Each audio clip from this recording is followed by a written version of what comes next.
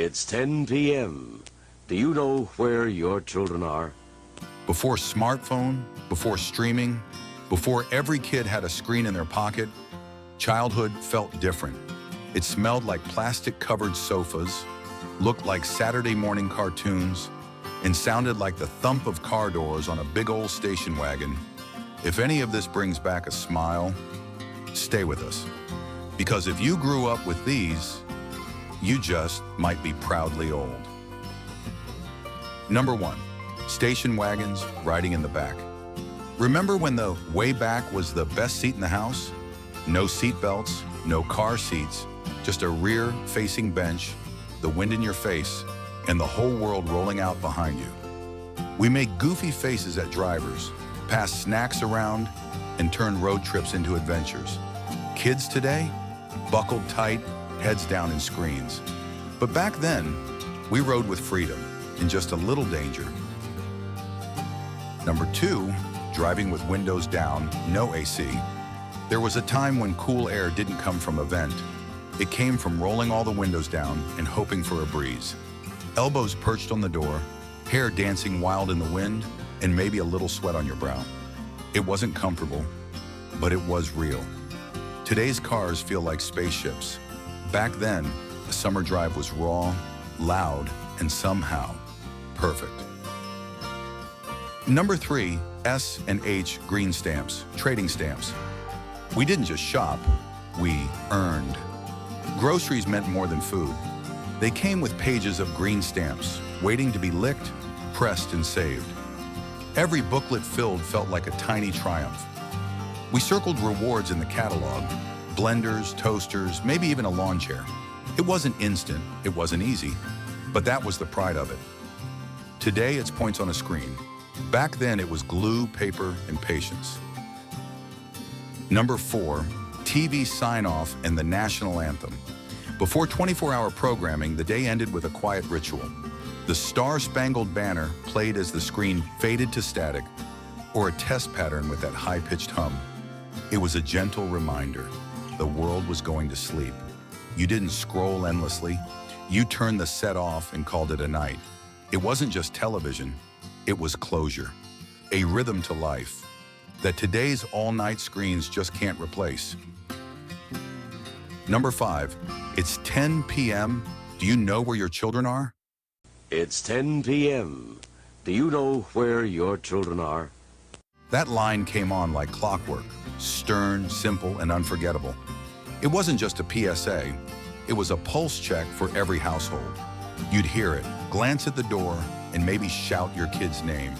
It spoke to a time when neighborhoods watched out for each other, when being home by 10 meant something.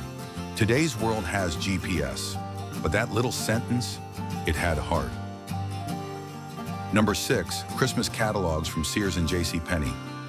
These weren't just catalogs, they were dreams on paper. Kids would flip through those thick pages for hours, circling bikes, dolls, racetracks, then flip back and circle again. The wish book wasn't just about what you wanted, it was about hoping. These days, holiday shopping is a click, but back then, it was marker in hand, heart full of wonder, and a quiet belief that maybe, just maybe, Santa was listening. Number 7, VHS, VCR, and video rentals. Friday nights meant one thing, heading to the video store and picking out a stack of tapes. You'd pop it in, switch the TV to channel 3, and hope the last person remembered to rewind. The covers were worn, the smell was plastic, and the excitement, real. Streaming today is instant, but back then, movie night was an event. Something you planned, shared, and remembered. Number 8, 2 separate car keys, one for the door, one for the ignition. And you'd always grab the wrong one first, especially in the dark. No fobs, no buttons, just cold metal and muscle memory. Lose one? You didn't call the dealership. You went to the hardware store and got a copy for $1. It wasn't sleek, but it worked. Back then, even our keys reminded us life was a little less complicated and maybe better for it. Number 9, riding bikes until the streetlights came on. That was our curfew, unspoken but understood. We'd ride for hours, no helmets, no phones, just wind in our faces and gravel under our tires. Sidewalks were our highways, and the neighborhood felt endless. The glow of the streetlight wasn't just a signal to go home. It was the last golden moment of freedom. Today's kids track their steps. We chase sunsets, and we knew when enough was enough. Number 10, phone books, yellow and white pages. Every home had them, stacked, heavy, and oddly comforting. Need a plumber? Yellow pages. Looking up a friend's number? White pages. We didn't Google, we flipped, scanned, and circled. Some numbers we even memorized, and if you weren't listed, that meant something too. These books weren't fast, but they worked. Back then, finding someone took a little effort, and somehow that made the connection feel more real. Number 11, plastic furniture covers at Grandma's house. You didn't sit, you landed. On hot days, your legs would stick. On cold days, it crinkled like wrapping paper. But under that shiny shield was her best couch, protected like treasure.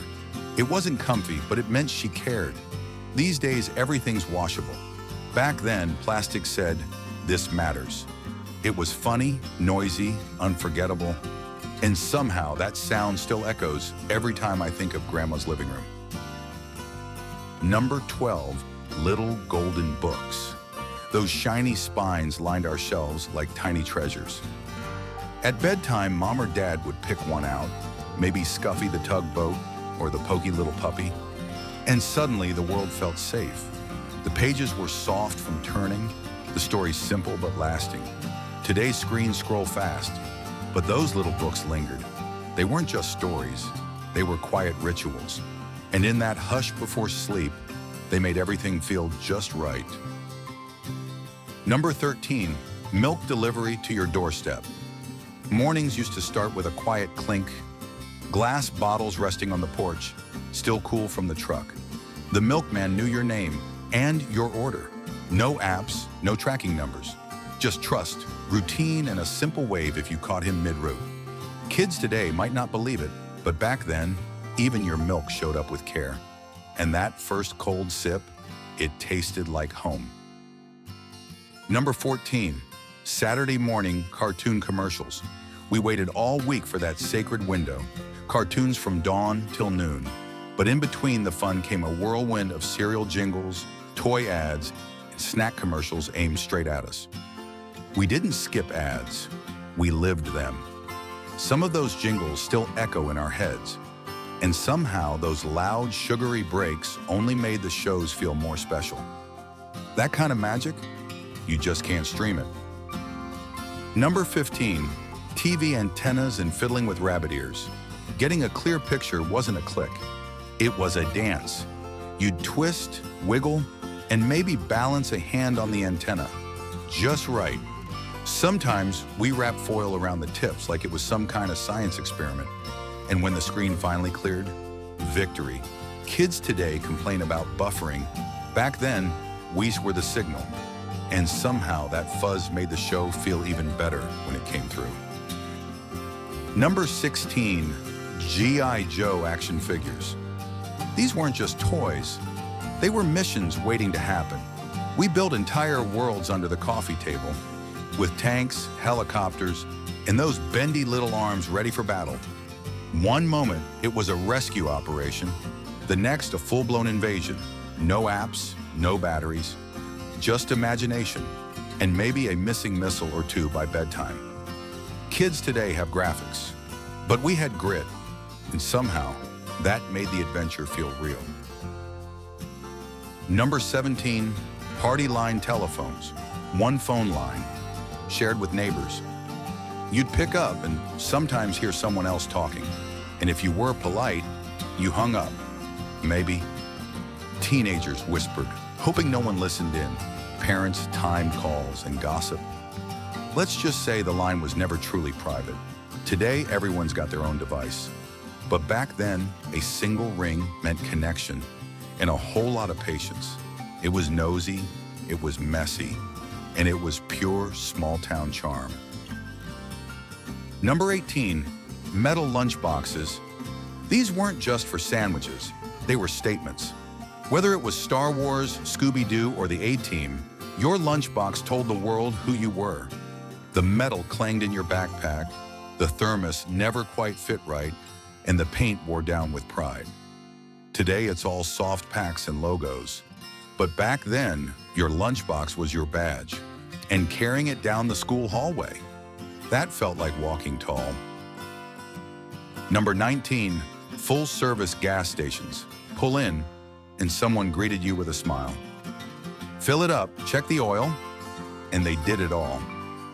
Windshield wiped, tires glanced at, maybe even a little small talk.